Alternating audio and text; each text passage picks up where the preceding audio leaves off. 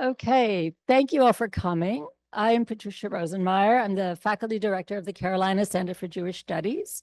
I'm really delighted to see so many of you and also that the rain has stopped. And it's my pleasure to welcome you to the annual Heilig lecture. The Morris, Ida, and Alan Heilig Lectureship Fund was made possible in 2004 by a generous gift from Alan Heilig, UNC class of 53, and Deborah Heilig Schwartz in honor of their parents. And Deborah later added her brother's name, Alan, never mind, Morris, added her brother's name in recognition of his interest in the Jewish studies field.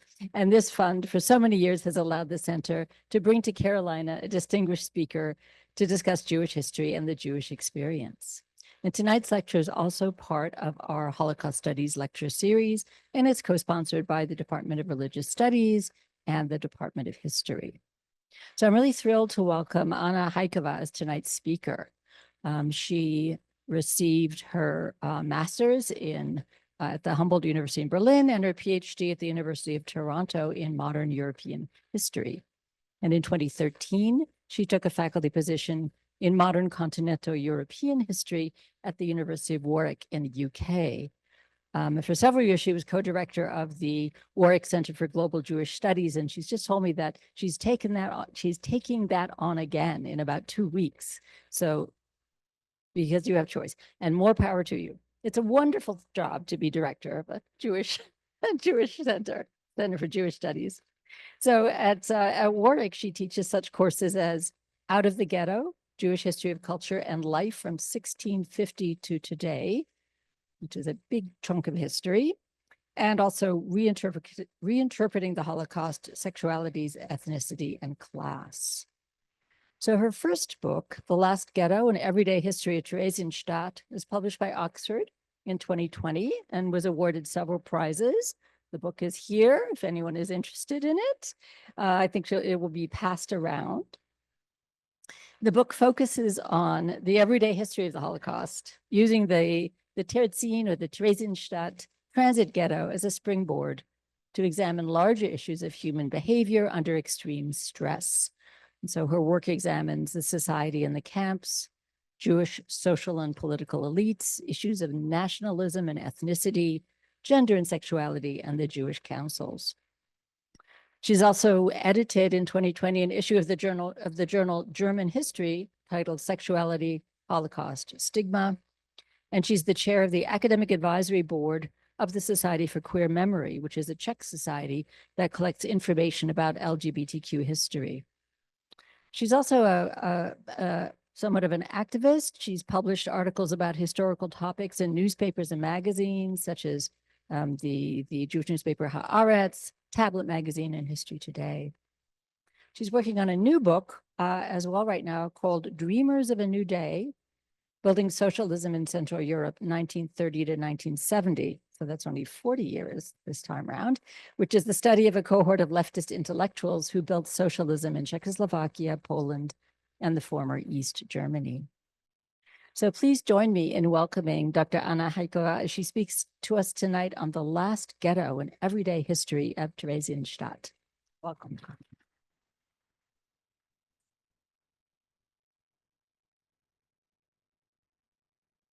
Thank you very, very much, Patricia, for the very kind introduction. And thank you, Morgan and Oscar, for inviting me. The book that is coming around, if somebody wants this, all of one copy to purchase for only $25 from me. And it's a good book, buy it. It's doing two things. It offers a new history of Theresienstadt by somebody who was not there. All histories before were written by survivors. I'm a third generation. I obviously was not imprisoned in Theresienstadt. And it offers an analytical history of a camp society. I'm sometimes a little bit frustrated by colleagues who get very carried away by the topic, say Gershom Scholem. And then I say, Gershom Scholem is great, but what if I do not care about Gershom Scholem? No names. What do I get out of your book? And the answer is usually, Anna, you need to care about Gershom Scholem, otherwise you're not a good historian. And I thought that this is a little bit condescending. I should try to write my book so that even people who do not care about Theresienstadt get something out of it. But I also tried to write the book for people like my cousins or my mom who want to know what happened to their relatives in Theresienstadt, who do not have lots and lots of background in Holocaust and Jewish history, and try to read it. So what I want to do in the following maybe 40 minutes is to introduce you to some of the key themes of my book on prisoner society and agency, on starvation and food, on the transnational society in the camp and insights for Jewish history, and finally on medicine and the Holocaust, a topic that remains particularly timely under this administration.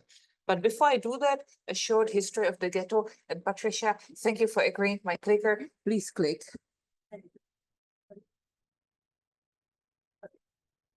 Thank you. Theresienstadt is still there completely. Maybe 2 or 3 buildings have changed. And this is a relatively recent aerial picture. All of the town was created into a ghetto. So the Nazis set off the form of fortification and created the whole town of maybe, 1 square kilometer into a ghetto. Next click, please.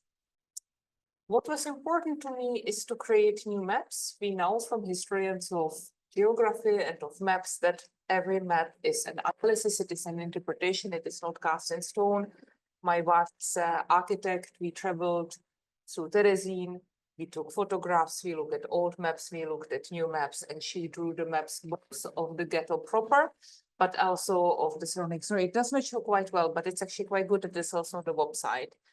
Theresienstadt was set up in November 41 as a transit ghetto for all of Central European and some of Western European Jews. Altogether, 140,000 people were sent through Theresienstadt. It existed until 1 day after the liberation through the Red Army, until 9th of May 1945.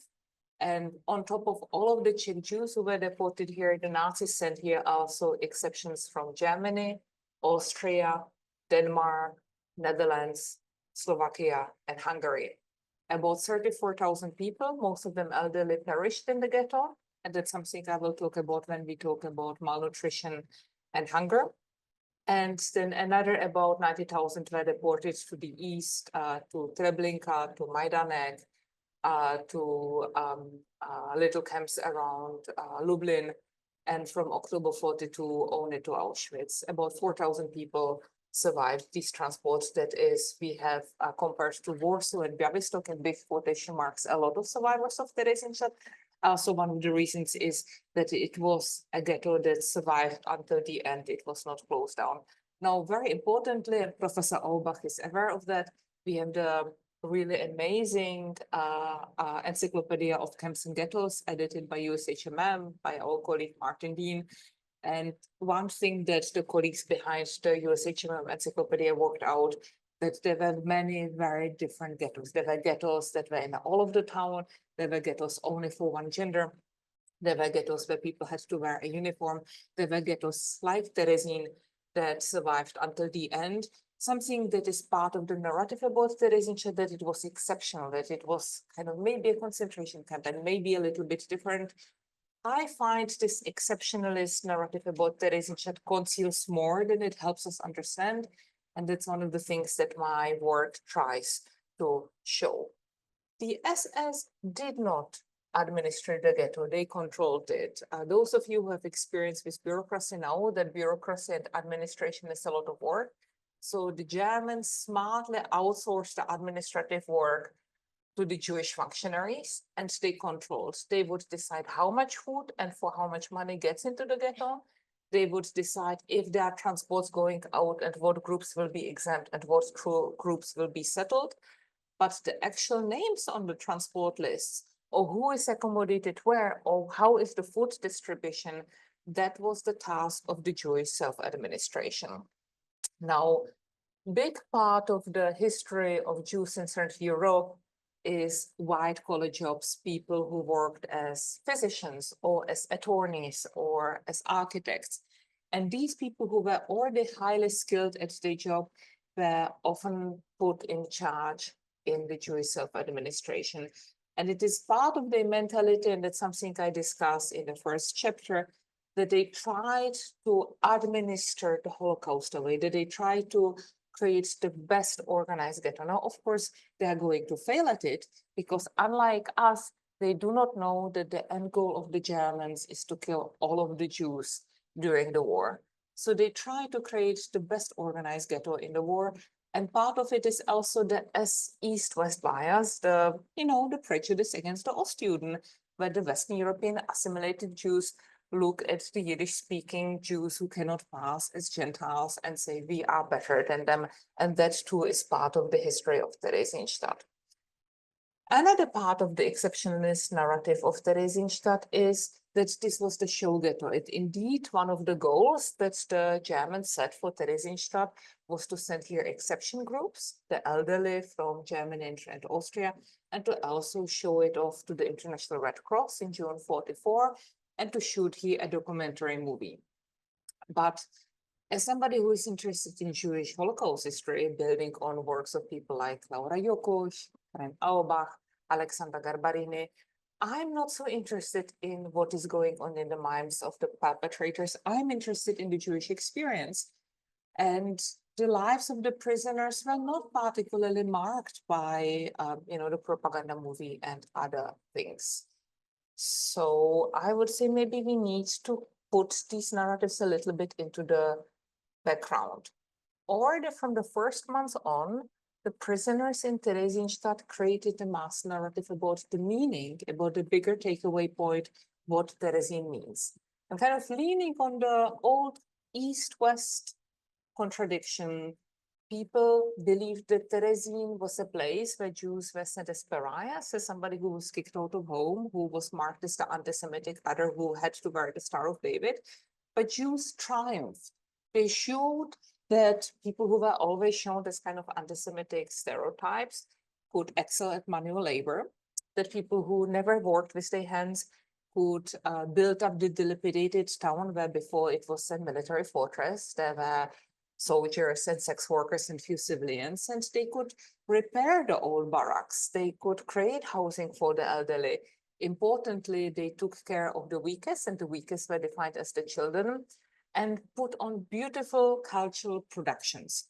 And you will recognize that many of those narratives is something that when you think about Theresienstadt, those are the first things that will come to our mind. And it's not a lie.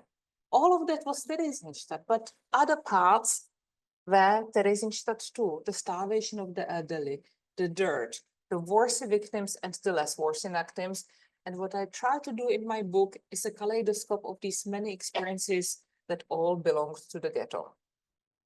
Theresienstadt finally, or at least finally for this talk, is also a ghetto linked to many conspiracies regarding the great leader of the Reform Judaism, Leo Baeck, knowledge about the mass murder. I already touched on the propaganda film, and so on.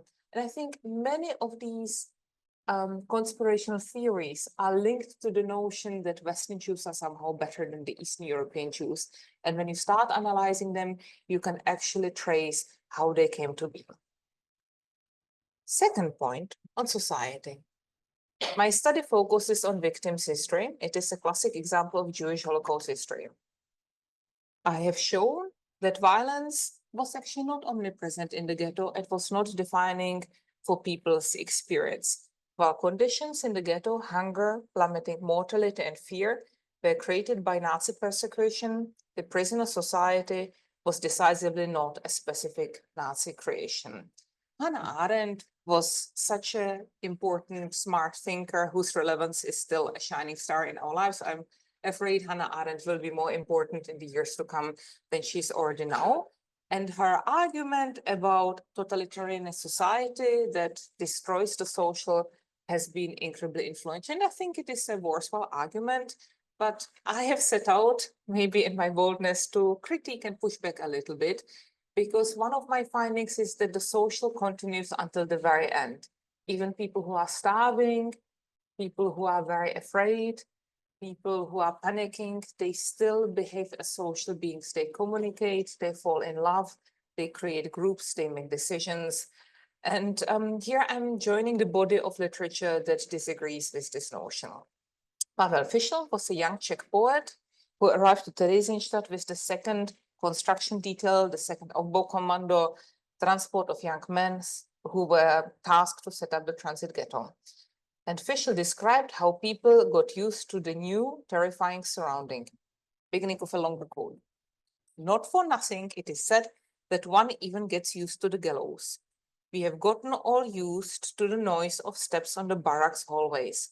We have already gotten used to those 4 dark walls surrounding each barracks. We are used to stand in long lines at 7 a.m., at noon, and again at 7 p.m., holding a bowl to receive a bit of heated water tasting of salt or coffee, or to get a few potatoes. We are wont to sleep without beds, live without radio, record player, cinema, theater, and the usual worries of average people.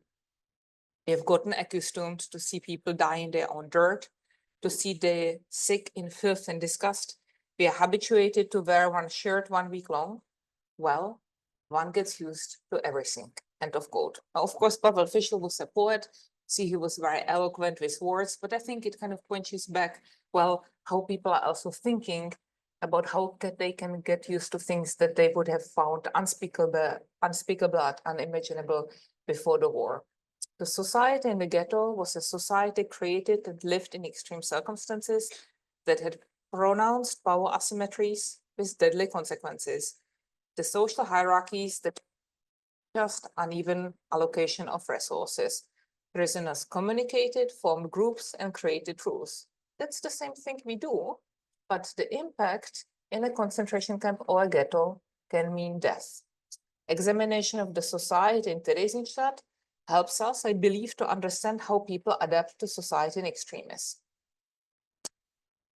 Building on our end, we have another important theorem of Holocaust studies, and that is Lawrence Langer's argument about choiceless choices. Lawrence Langer, an important scholar of Holocaust studies and of Holocaust literature, established in 1970s the point about choiceless choices. And he argued we should not take the choices of people in the Holocaust seriously because they are not done with free consent. People cannot decide choosily.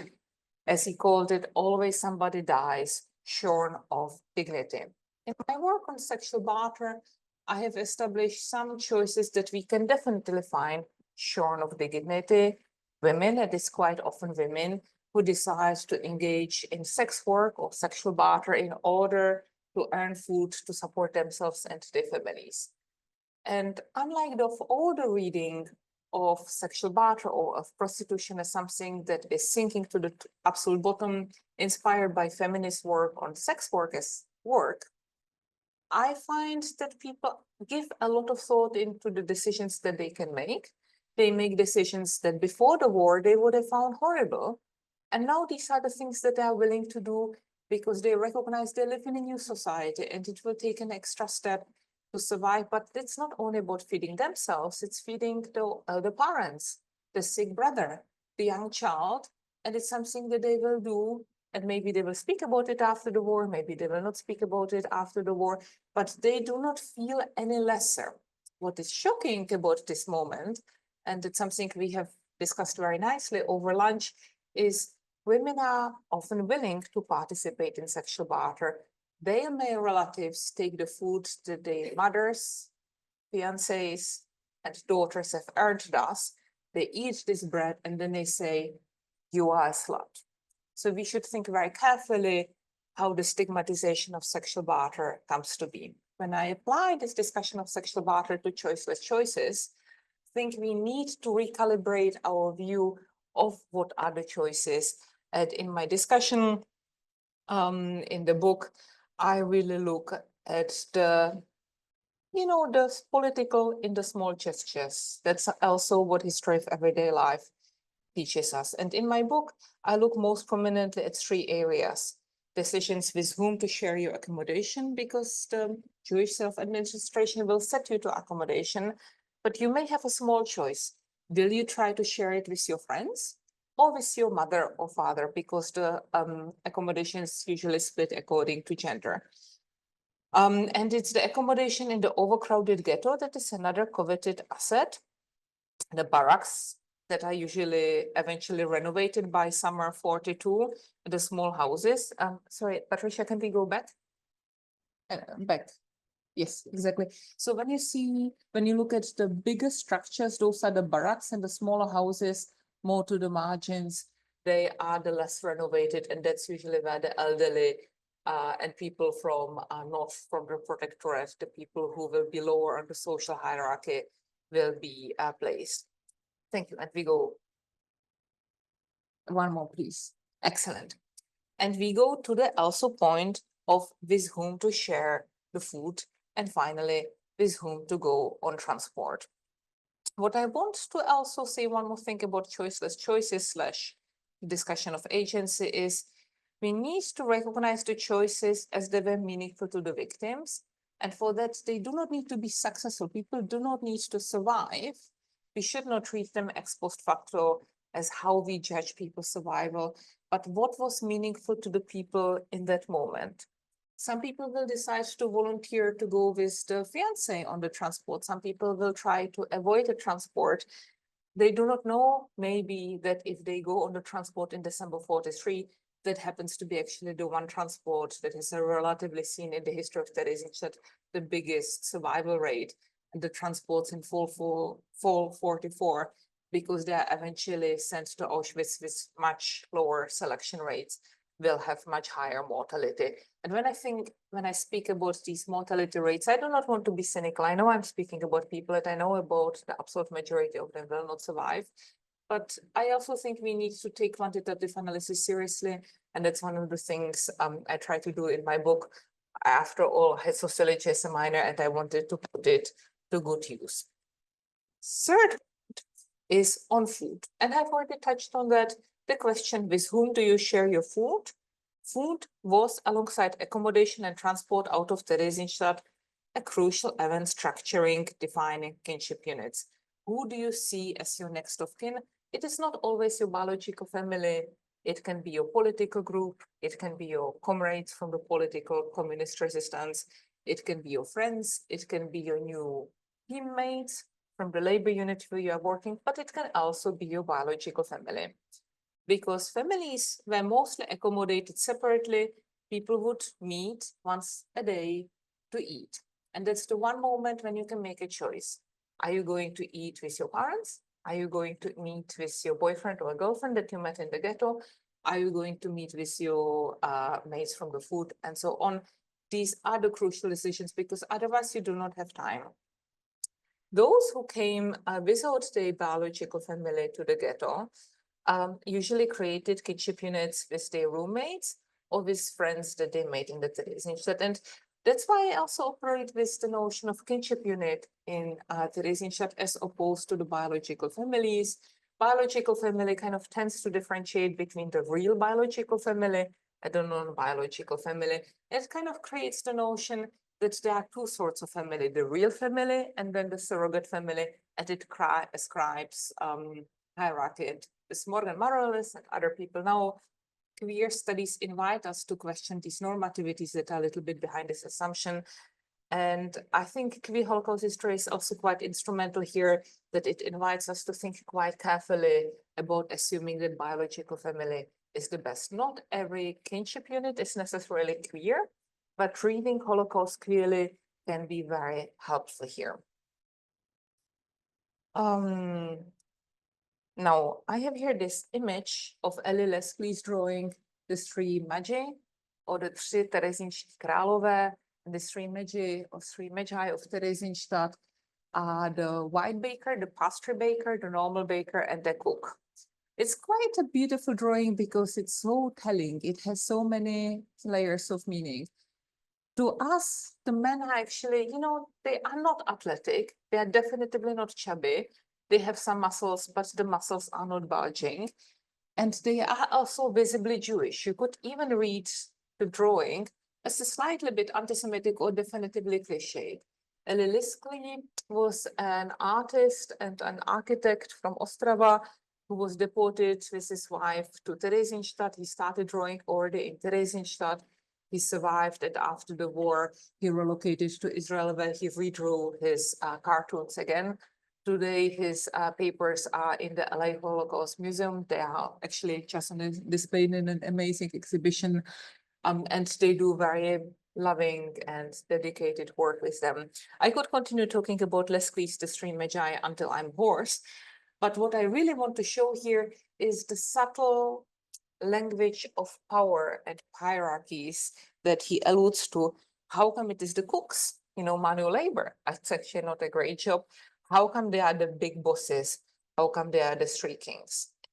Namely, food in the ghetto was distributed according to people's status as a worker.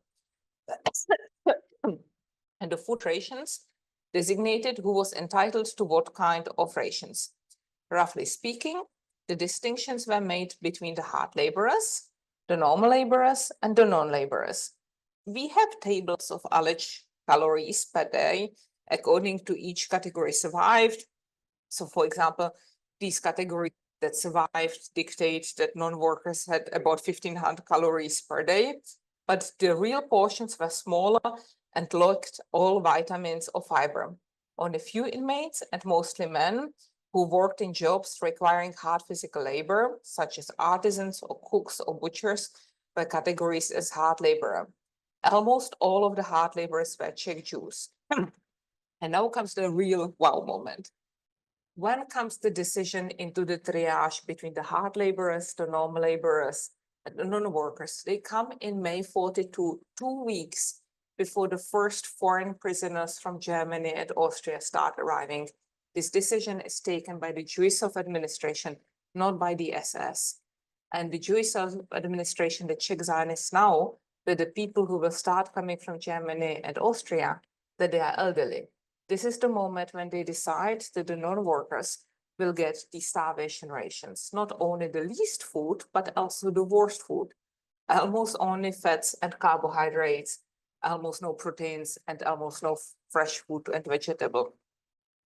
And the cutoff for working duty comes for women at 60, at men at 65. So almost everybody deported from Germany and Austria will get those non-working rations. The next drawing, please.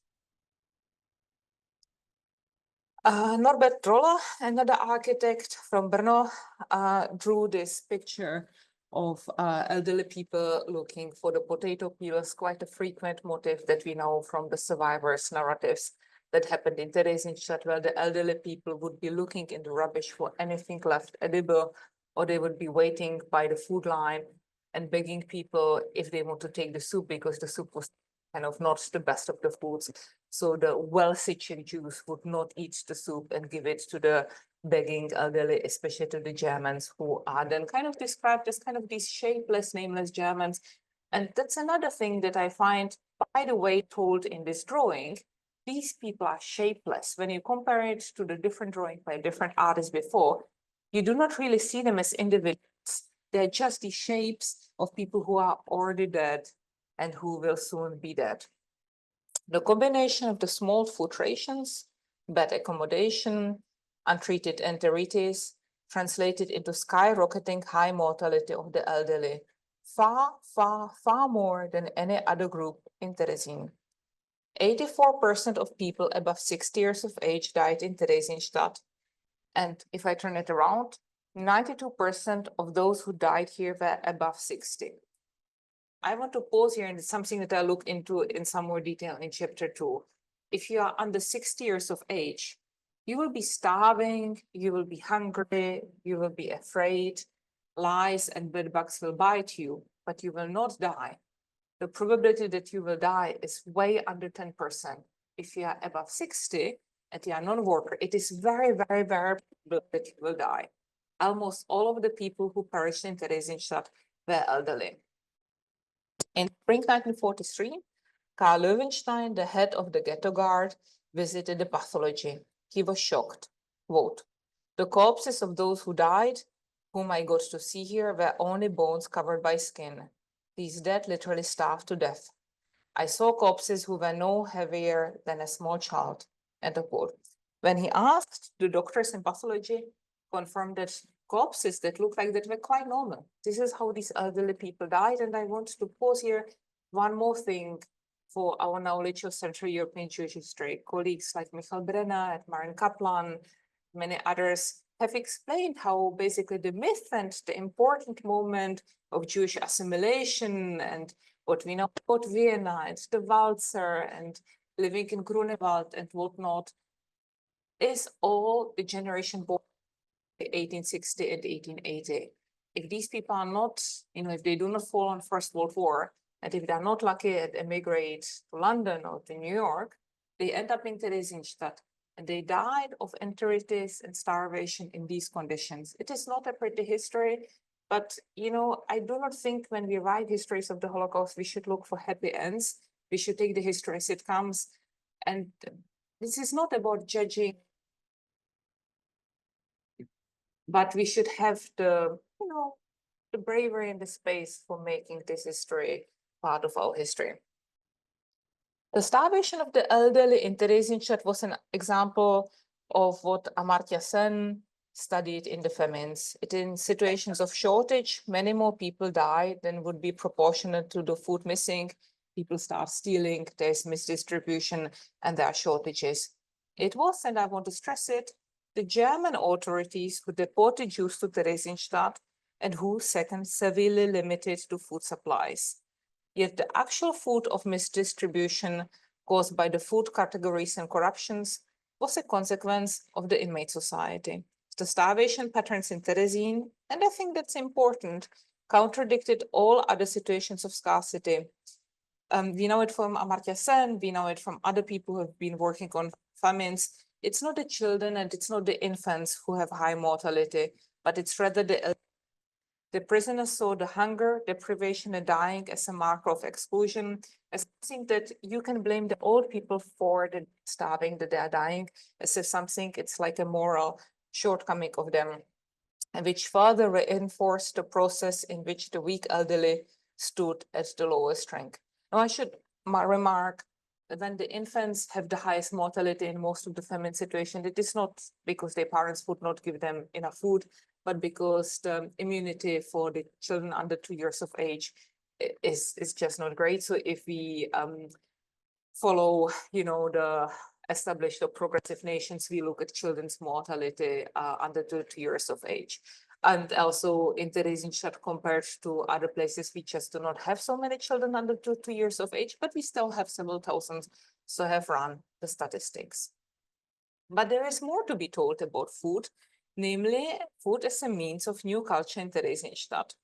We know from feminist scholarship about the Holocaust from Cara de Silva and Marion Kaplan and others, how important was storytelling about recipes in Theresienstadt, about women, older and younger, who would be sharing the recipes about the sachertot, about the mashed potatoes, and about the roast beef, and about the horseradish that they cooked. But Theresienstadt is also a place where people learned new dishes. Kete Breslauer, a Berlin teacher, described several weeks when the only thing that was on the menu, Pelbale, as the age of Pelbale. And when I was looking for fun titles or interesting titles of chapters, I called the chapter on food and hunger, The Age of Pelbale. And a 55-year-old man from Berlin called Richard Ehrlich wrote into his diary, I quote, "I only discovered millet here and I could eat it every day." Suddenly, people who used to be posh and who would be eating oranges or lemons or pineapples, something you would eat as formal bourgeoisie, are eating food sorts they would only think their maid would be eating, or maybe they cleaner, plums and pears and apples, cucumbers. And these are foodstuffs that are smuggled in by people who work in the agriculture, who are forced to do forced labor for the SS and smuggle in cucumbers and plums and other such food. In many ways, food, both gifting and receiving, served as a symbolic instrument of prestige. Elze Dormica, the poet about whom my friend Sandra Alfers wrote a great book. If you're interested in poetry in the Holocaust, check out Sandra's book. Used to be before the war one of the leading ladies of the Jewish community in Nuremberg. She fled to the Netherlands and was deported in spring 43 to Theresienstadt, arrived to Theresienstadt, and after arrival, she received a raisin bread from Leo Beck, her old friend and colleague, on a sign of respect on arrival. It was not only a practical gift, even though it was a very meaningful gift, but he chose this gift as something to show to her that he's recognizing her as an old friend and is giving her a real queenly welcome. Fourth point on transnational society. The mix of people in Theresienstadt reflected the heterogeneity of Jews in pre-war Europe. Ghetto inhabitants included one magician, citizens of various South American countries, Turkey and the Soviet Union, 3 French Jews, that is the family of the former minister Leon Meyer, who you could notice on the Stars of David, they did not say Jude or Jod, but Juif. In addition to a sizable Catholic or Protestant minority, there were 12 Adventists, 4 Christian Scientists, and 3 Muslims. Sadly, I do not know who the 3 Muslims were. But while people in Theresienstadt came from a number of countries, namely 6, and spoke at least 6 languages, what developed in Theresienstadt was a kind of binary. That's something I've been already touching on, a binary between the locals, the Czech protectorate Jews. Interesting. Kind of a binary between locals and foreigners. There were many moments of ethnic stereotypes and othering that were linked to class, but could be, and indeed were, surpassed by social capital. How good looking you are, how good are your people skills, by friends at work and accommodation, by falling in love with the correct people, by professional commonality, say, with whom are you working together? How good are your connections at work? Will people introduce you to one another? So Theresienstadt was very segmented alongside age and where you were deported from, but it was also very interconnected. There were never more than 3 levels of separations. Now, just listening to all of this and thinking, after all, this is a Jewish history lecture. So how does it all connect to Jewish history?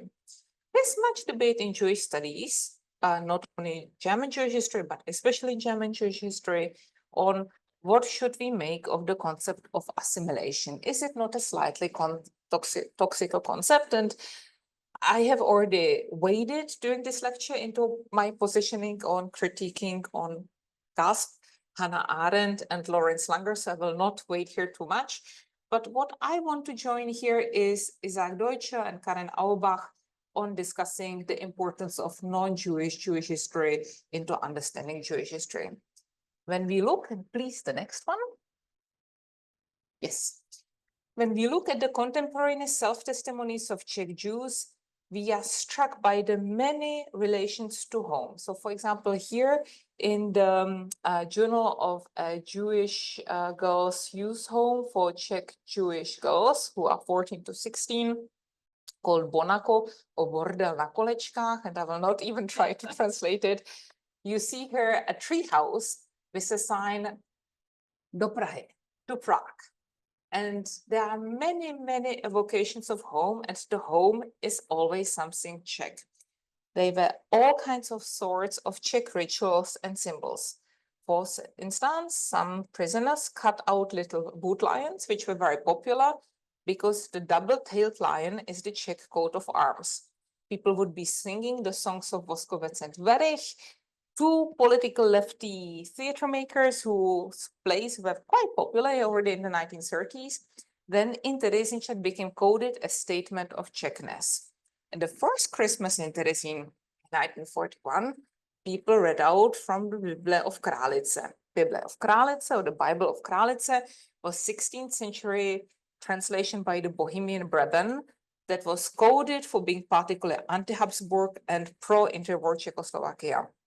Reading out of the Bible of Kralice placed Theresienstadt into the context of the Czech national struggle against the evil Germans or evil Austrians. Most Czech Jews in Terezín celebrated Christmas, Easter, and St. Mikuláš. And on the last one, the Czech children wore dressed like Nicholas with the Star of David on the Nicholas head. And what is important here, when I say to somebody, Happy Name Day, or when I say what are you doing for Easter, people, my Jewish friends, look at me and they're completely terrified. Why would you celebrate Easter? Very few people understand that for us Czech Jews, celebrating Name Day or Easter or Christmas is not something that is necessarily Christian coded, but it's part of being Czech. These holidays played a much more emotional role than Passover, Yom Kippur, and these were also observed. But you have these dual observations of what it means to be Czech and Jew, and the emotional needs both of these serves. I came across researching Theresienstadt and food and corruption, the story of Bohumil Benda. Bohumil Benda was one of the chef butchers in Theresienstadt, and his background was that he was the son of a kosher charcutier and butcher in Pařížská, in one of the main Ládnovo streets that leads from Vltava to the Old Town Square. His parents had this kosher butchery and named their three children Růžena and Ludmila and Bohumil. Now, Růžena you can call Rose in German or Rosa, but Ludmila and Bohumil, that will be much harder to translate. All three of them either married non-Jews or, in the case of Bohumil, were going out with a non-Jewish woman. They were not able to get married. As he worked as a butcher in Theresienstadt, he stole meat, sold it out to outside, changed the things that he sold it for gold and gems, and sent it to his non-Jewish fiancée in Prague. Eventually, he was caught, sent to Volkov and to small fortress, and perished in Dachau at the end of the war. But beyond the layer of Czech Jews indeed were so assimilated, which, you know, is something that when you again read about Czech Jews, is something that comes up over and over. And here I would like to confirm the findings of my colleague Tatiana Lichtenstein and others.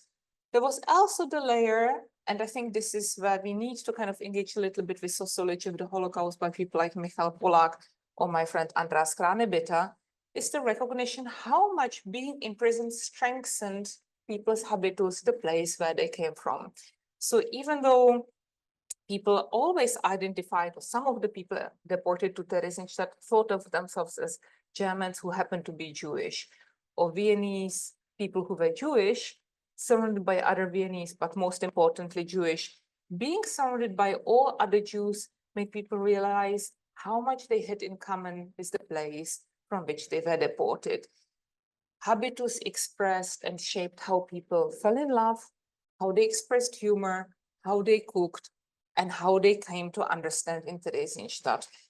And Theresienstadt, in fact, intensified their ties to places they used to come home. Whether if they were extremely lucky and survived, they came home to Germany, Austria, Netherlands, and Czechoslovakia, or not. So while everyone in Theresienstadt was deported here because they were Jewish, the imprisonment did not engender a common sense of Jewishness. This was a matter about which the people in Terezín often thought about, especially the older people who spent their lives, and I've already spoken about the founding generation of the German, Czechoslovak, and Austrian Jews. They have spent their lives trying to be extra decent and anständig, respectable, polite, not to provoke the anti-Semites. And in Theresienstadt, often in the last months and weeks before they perished, they found out that the enforced community they were now part of were one of people, not of Jews. A former high school teacher at Štěpánská or Štěpánsgasse, Artur Polák, sighed, quote, "Our people are the salt of the earth. So much salt at once?" End of quote. Jewishness turned out to be divisive and not a bonding factor, indicating that, like any other ethnicity, Jewish nationality is constructed. That may be old news to many people sitting here, but I still think we know it about all other ethnicities. Why do we say or assume that there's something intrinsic to being Jewish? The ways how we are Jewish is always constructed and reconstructed. British Jews are different from American Jews, are different from Hamburg Jews. If Hamburg Jews move from Hamburg to America, they will change like I have changed when I left Prague to London. Inmates were shaped by the countries they considered home, and Jewishness was always a strategy of demarcation. The Czech and German and so on prisoners considered themselves Jewish in the correct way, but they considered the others too assimilated, too intermarried, or too religious. Thinking through these observations is, I think, is a useful contribution to the Holocaust as a part of Jewish and European history. And now, last for the best, medicine. Theresienstadt was rife with illness. Accommodations were absolutely crowded, heating and food were insufficient, and hygiene was hard, maybe impossible. But the massive spread of infections seen in other ghettos was avoided thanks to the management techniques of the prisoner physicians. Health services were set in the Vrchlabí or in the Hohen Elbe barracks, the place where there was a military hospital already before 38. And the story that I tell in the chapter about medicine, and here I am very much in conversation with Morgan Morales and her important work about abortions and the Holocaust, is a story how surprisingly good the Jewish physicians in Theresienstadt coped. And the reasons why they coped was part of the Jewish medical history and the rich Jewish medical tradition, but also, again, that for Jewish doctors, coping as doctors was their way of coping with the Holocaust. This was not an easy task because on top of everything I have just mentioned, the people in Theresienstadt were disproportionately old. In February 43, almost 33% of the Theresienstadt prisoners were ill, what you would call morbidity if you're a sociologist, and half of the permanently ill were permanently ill elderly. How did the Jewish doctors manage? They were able to persuade the SS, and they worked with the German fear of Jewish infection to allow for and finance deliveries of medication. We have the monthly delivery of medication from summer 44, which was built at 500,000 crowns. The invoice that I discussed with a friend of mine who is a physician included all the essential medications used for patient care between 1940 and 45 until continental Europe. No antibiotics, antibiotics were only for the Western Allies. That included medicine for pain, dysentery, paratyphoid, as well as heart medications and sulfa drugs. So if you did not have antibiotics, sulfa drugs were up to 45, the best next thing you could have to fight infection. Next slide, please. One more, sorry. Sorry, one more. I apologize. Thank you. So yeah, in 1943, this amazing lady, the head radiologist Lily Pokorná, had to show around a visiting Wehrmacht officer who inquired whether she had any photographic material for X-rays. Pokorná said she had little and often had to do only with X-ray paper. But the Wehrmacht officer was amazed. In Vienna, where he came from, there was no extreme photographic material to be had since months. Shows that in Theresienstadt, the equipment for X-rays was actually better than for the German Aryans in one of the main cities of the Reich. The operations were modern and complex, according to our reading of the operation diary. Erich Springer, the head of surgery, please go back. One more. Yes, and I really love this drawing by Jos Vier, one of the Dutch artists who draws the people's hands and feet at the operation table. For the Jewish physicians, only the best could be well enough. By the time they get established, they have the scalpels, they have the operating tables, and they try to operate as well as possible. Morgan, I think it's part of the book, so I don't need to photograph it. Or you can email me, I will send you the picture. Still the post-operation mortality was relatively high. Why? Because the patients who get operated on are relatively old. They are also not fit. They are often quite hungry, and they go with the operations relatively late to be operated on. One of the most frequent operations that was done in Theresienstadt was ileus, when your small intestines get entangled with each other. And if you wait too long with it, then you may be operated on, but you are not going to recover. But when you look for Lily Pokorná in the books of Theresienstadt, the lady who was one of the 3 female doctors leading a department in the Theresienstadt health services, you will barely find her. The world of doctors and the world of the Jewish self-administration was quite conservative in gender questions. In fact, I'm afraid to say they were sexist. And it's not me being a woke, crazy feminist in 2025 telling you that. That was already a recognition of Lily Pokorná, the badass, in 1945. And so I want to give one of the closing words to the Breslau X-ray nurse Lucy Aubach, who wrote a poem about her collective on Pokorná's team. We are the Republic of Women, the place that works without males. We just look right through every man and trash him as well as his tales.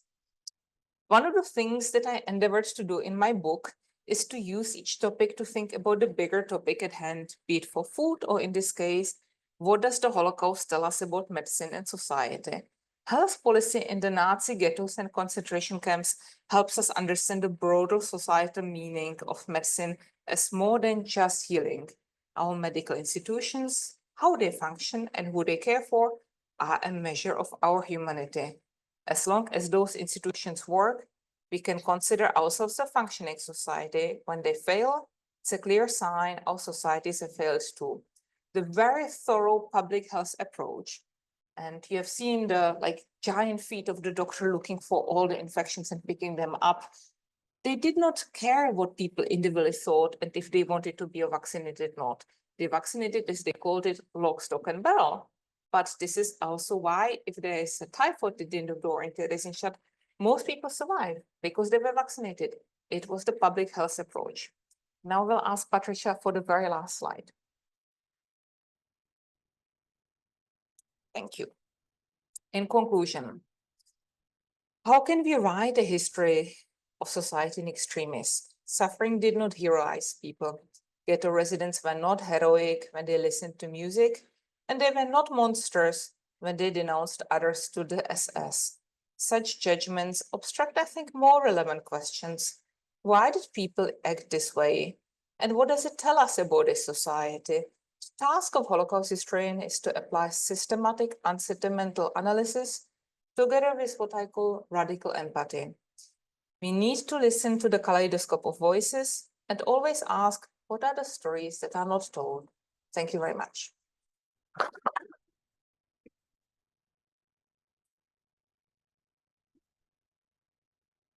Thank you for those wonderful insights and visuals into a very difficult topic. The floor is open for questions, and I just ask that you use the mic when you ask, and I'll bring it to you.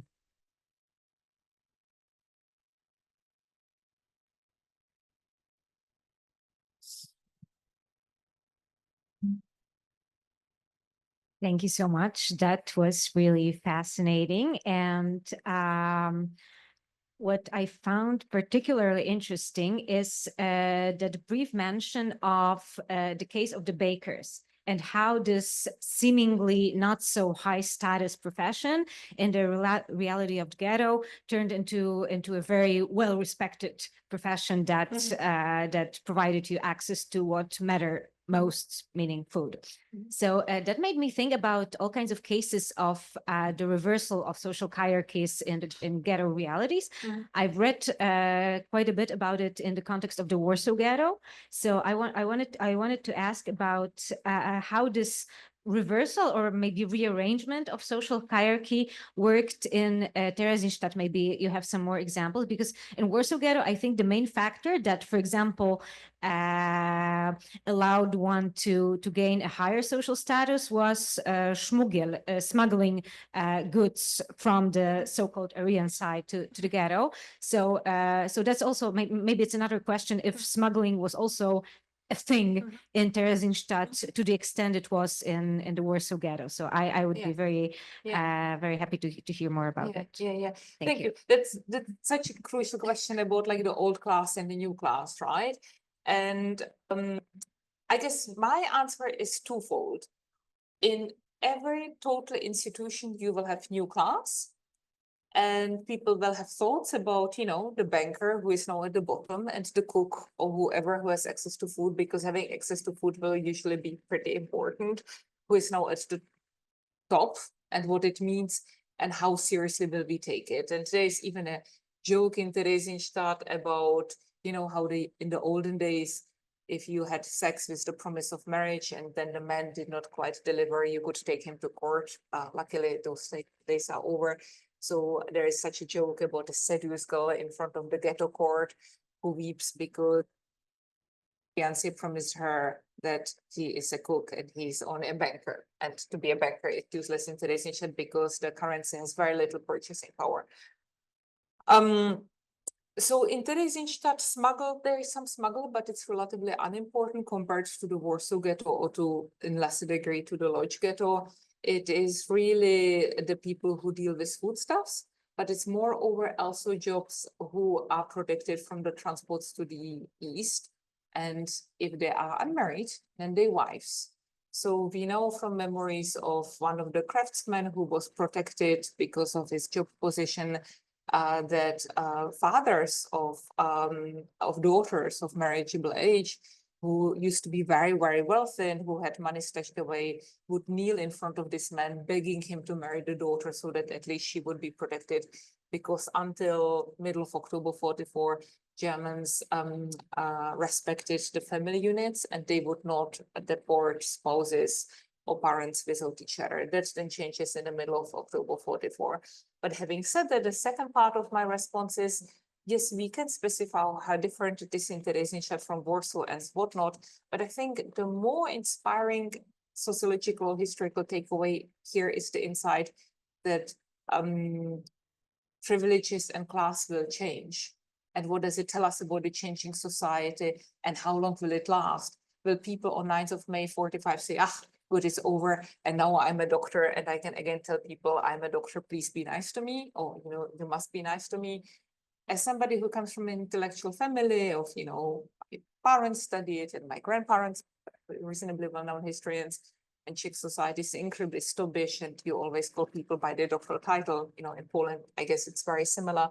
It's something that I reflect on a lot because I'm kind of pseudo-important in Central Europe, and in a concentration camp, I would be on the bottom, and I'm quite aware of it. It's also somebody who has moved from the Czech Republic to Germany, and from Germany to Canada, and from Canada to Britain. And in Czech Republic, people know my grandparents, and in Britain, nobody knows my grandparents. I'm Eastern European, and therefore I'm an idiot. So I think, you laugh, but really Eastern European, anti-Eastern European racism in the UK is very real. And those of you who have Polish relatives living in the UK, you will have heard not funny stories. Well, the times I was asked if I'm a cleaner or sex worker, if I got a pound for every time, I would not, I would be very wealthy. So I think the bigger takeaway is for us to invite to think about people's outrage about not being taken seriously for the rank that they have and what it tells us about human nature. And that, of course, what we have question about. And maybe we are still waiting for another book about class and Stockholm society.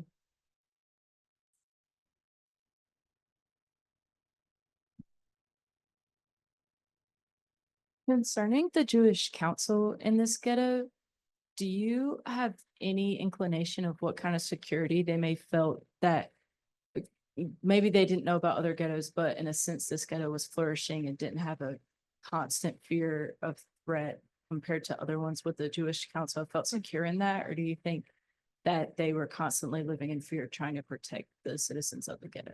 Yeah, that's such an important question because Theresienstadt is reasonably far away from the killing centers. It is not until the very end that the penny drops and people actually realize what has been happening in the East. So this is one of the peripheries of the Holocaust, where it's the elderly who die, or sometimes if people get infected with diseases, but people believe that they will suffer, but that young and fit people will survive. They're afraid of the transports to the East, and they assume that only young people will survive it, but they do not know about the gas chambers. Throughout the war, news leak in, people take note of them, they start doubt, and they cannot quite believe it because the news are too bad. In a way, it's very similar to the 5 stages of grief or 5 stages of coming to terms with news that you have cancer. For the longest time, you have the denial. Only when in April 45, people who were deported from Terezín to Auschwitz come back on the death marches and tell over not 1, not 5, but 20 or 30 that I've been in Auschwitz, there were gas chambers, listen to me. People actually start believing, and this is the moment when the diaries are full of desperation, and the liberation is not a happy liberation because these news came 2 or 3 weeks before the Red Army came and liberated Theresienstadt.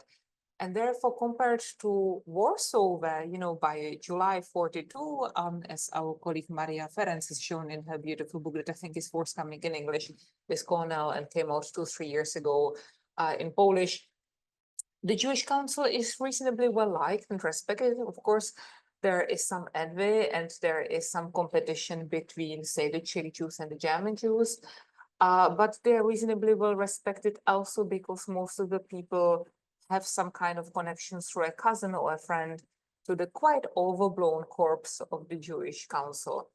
Another difference to say to Łódź Ghetto or Białystok or Warsaw is there is a ghetto guard, and I've spoken about Karl Löwenstein, but they have very little power and people do not really take them seriously. Karl Löwenstein is a Berlin Jew with some military background. He was even part of the Hájková just after First World War. So he tries to be a good policeman and police the ghetto. And the Czech Jews just laugh at him and think he's a crazy Prussian Jew who takes himself too seriously. And they are not wrong, and he's not wrong. But the tragedy of that is this is the Holocaust, and you cannot police the Holocaust away, just like you cannot medicinate it away, just like you cannot bureaucratize it away. But my job was sometimes to really catch myself away and say, my job is not to solve Theresienstadt, but to try to analyze how people are thinking.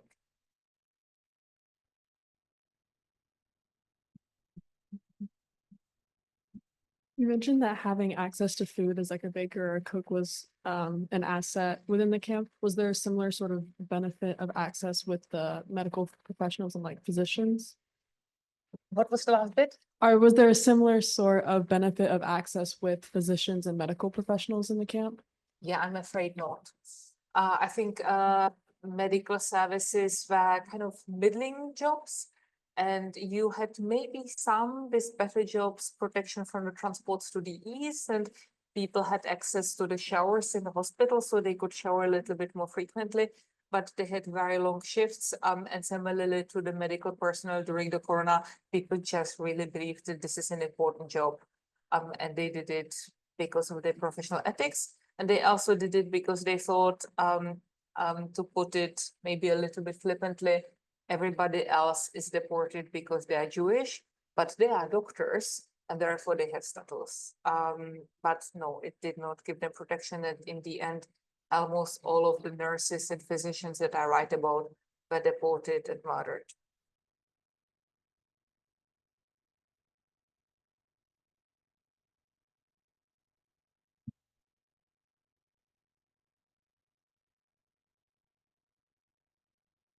I'm curious, my great-grandparents are survivors of Theresienstadt.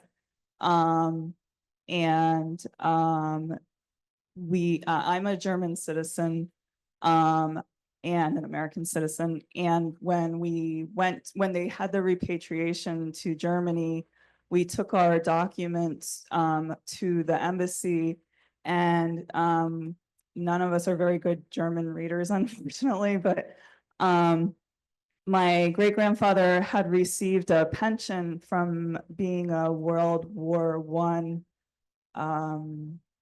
He was decorated, and the embassy, the person at the embassy said that was probably what saved his life. But I don't know like the mechanics of how that would have worked, how he would have been able to continue to get that pension while at Theresienstadt. Yeah. So people with medals from First World War, if they are German Jews, and they are younger than 65, they are still around in summer 42. They were not deported in fall 41 or winter and spring 42. They are one of the categories whom the SS designates as categories that can be deported to Theresienstadt. In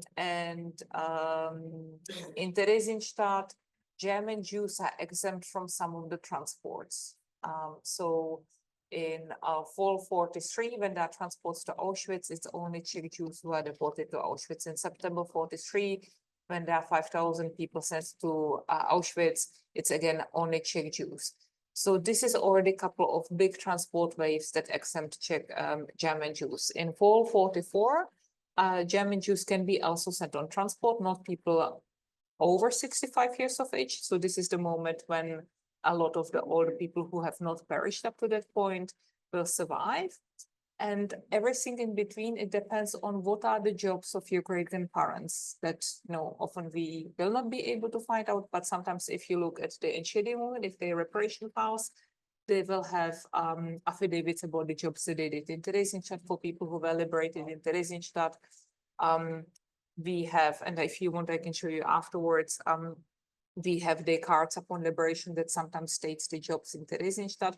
It does not always say quite what jobs they did, but when the Jewish self-administration sets together the transports list, they tried to be as fair as possible, and each department ranks people according to the dispensability, to how important they are for the further running of each and every department.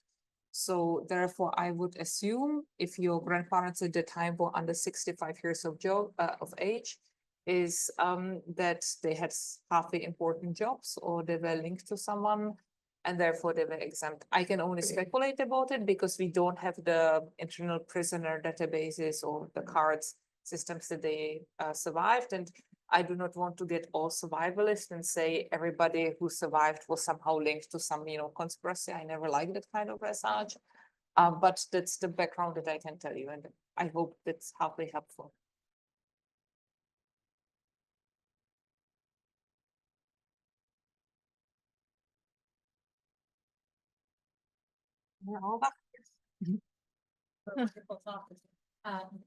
I'm really interested, as you know, in this issue of assimilation.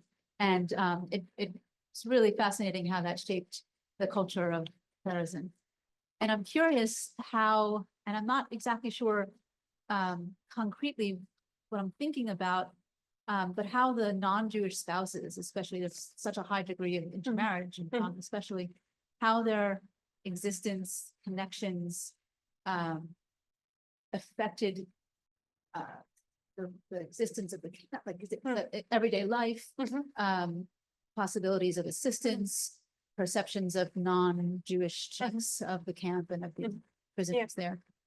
Thank you so much. That's such an important question. And I should start by saying that two of my esteemed colleagues, Tatiana Lichtenstein and Ben Frommer, have both written on Czech Jewish intermarriage, and they're both finishing up their books. And I think Ben is almost finished and Tatiana is closer to finishing. So those will be super interesting and exciting studies. What I can say from Theresienstadt that while by 1930, the western part of Czechoslovakia has the highest rate of intermarriage in the whole world at the time, suddenly by liberation, it's some 2,000 intermarriages that are still intact. So we do not know, we do not have the statistics of the intermarriages in 1939. It means that most people must have divorced. Intermarriages did not stand the pressure. And I know from my, anecdotal, but still it's worth something, I hope, research that Theresienstadt is full of Jewish spouses who have been divorced. Sometimes they initiated the divorce in 1939, 1940, hoping the non-Jewish spouse or the children would be protected. Sometimes the non-Jewish spouse dropped them as a hot potato. I've looked a little bit into the couple of divorce proceedings that have survived, only a fraction of them survived. But you really see the Gentile spouses going to the lawyer and saying, now that we are occupied by the Nazis, I understand that my husband is a Jew and he's horrible and he disgusts me, I cannot stand him near. Did they say it because the attorney told him you need to write it in order to be divorced and to protect the belongings? Or did they say that because they only trusted in that? I think people have agency and you need to have the stomach to writing it. I will be a little bit sentimental here, if you allow me. Recently, or 2-3 years ago, I got married and my wife is Gentile. And when you get married, you say for better and worse. And then came divorce. And it's our job to stand by the spouse even in the worst times. And I find it, and it is the one moment when I will be moralizing, that I will disagree with Ben Frommer. They have failed that moment. That meant had they not divorced, their partners would have not been deported, or they would have been only deported in the last 3 months. And in the last 3 months of the war, their bedbugs would have bitten them. They would have been hungry and they would have been afraid, but they would have come home alive. And if they were deported in 41, 42, 43, they were eventually most probably deported to the east and perished. And then their children were told that their parents divorced because they loved them very much and they wanted to protect the children. But that nothing happened to the children. the divorce had no impact. These are very ugly stories in the Czech society. Like many other stories about the Holocaust, has not faced them yet. And I don't have the energy current to really educate the Czechs because they kind of are a bit hesitant to tell the stories. I have seen some very ugly debates about Lidice and about the role of the non-Jewish Czechs in the Holocaust. And that's a cup I'm not willing to drink. End of my sentiment, my story. I think it's probably time to draw this to a close. Thank you so much again for your wonderful lecture.